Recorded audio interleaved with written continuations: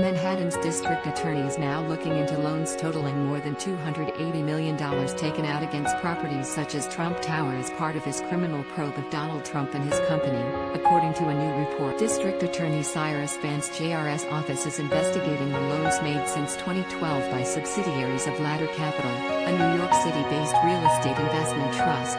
People familiar with the matter told the Wall Street Journal the loans were made against the iconic Trump Tower on Fifth Avenue, as well as other Trump Organization properties including 40 Wall Street in the Financial District, Trump International Hotel and Tower on Columbus Circle and Trump Plaza on the Upper East Side. The loans add a potential target to the previously disclosed probe, which began as an investigation into hush money payments to two women who claimed they had affairs with Trump, and has widened into examining potential tax, loan and insurance fraud at the Trump Organization. This article shared Trump has previously called Vance's probe a fishing expedition and a continuation of the witch hunt, the greatest witch hunt in history, accusing the elected Democrat of partisan motives. While the precise object of Vance's inquiry into the loans wasn't clear, he could be scrutinizing the loan applications in comparison with other documents, such as tax returns and insurance filings, looking for any knowingly providing false information on a loan application is a crime under New York law, as well as federal statute. A separate state attorney general's civil probe into whether Trump's business falsely reported property values got a boost on January 29, when a New York Supreme Court judge ordered the Trump Organization to turn over documents. A U.S. Supreme Court decision is expected soon on whether Vance can obtain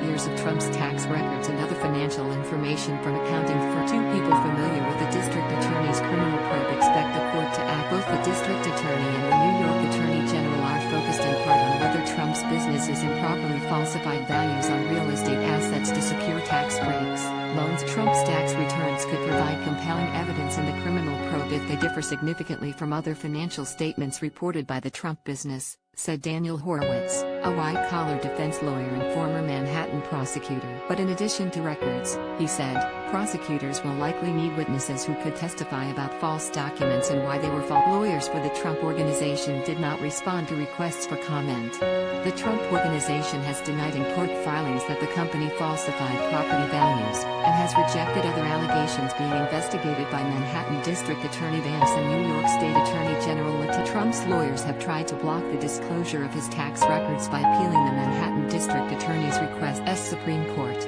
Lower courts rejected an argument by Trump's attorney that the request amounted to political. Trump's team has requested a stay of the Supreme Court proceedings.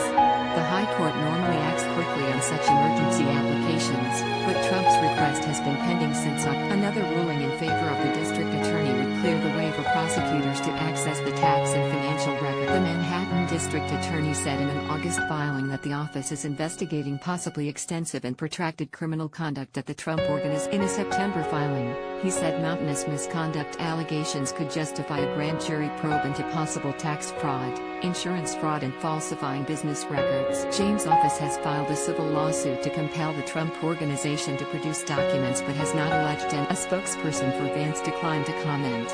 A spokesman for James' office said the Trump Organization has turned over all the documents that prosecutors sought but declined to comment for the investigations face challenges.